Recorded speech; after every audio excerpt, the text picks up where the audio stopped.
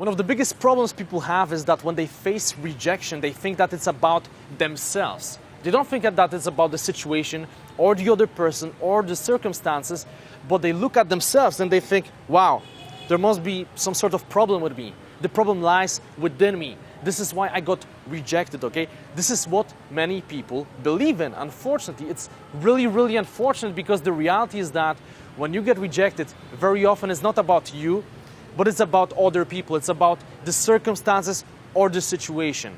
And I meet many, many people who tell me that when they get rejected, they feel like it's about them, okay? It's about them. They just go back to this small shell and they think that they need to change something in their lives because they are not worthy individuals. But the reality is that when you approach people you don't know and you get rejected, they can't really reject you. It's not really a rejection because they don't even know you. I mean, just think about it. How can you get rejected by somebody who doesn't even know you?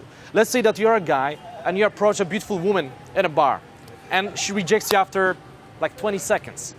Is it really a rejection? No, not really. It may be just some sort of default response from her side because, I mean, she doesn't even know you. She didn't even give you a chance, to introduce yourself, right? So it's not about rejection, it's about the circumstances. Maybe, she had some bad day. Maybe some family issues, all right?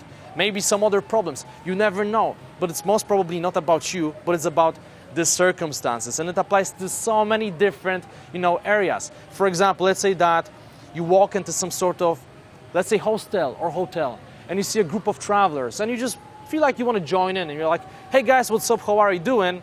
You start talking to them, and they're not very receptive. And you start thinking to yourself, well, maybe I'm invasive, maybe they don't approve of me, maybe they don't like me, maybe something's wrong with me, maybe I just don't look good enough, maybe I'm not funny enough. And you start creating this internal dialogue that's very negative, basically telling yourself why there is some problem with you. And the reality is that, well, maybe they're busy. Maybe they slept only 1 hour last night and they are planning a new trip. They simply don't have time to talk to you. But most people will interpret, or rather misinterpret, the situation and say to themselves, well, I guess it's my fault, the problem is here. So really think about this concept, just think about it, because it's very, very powerful when you understand it.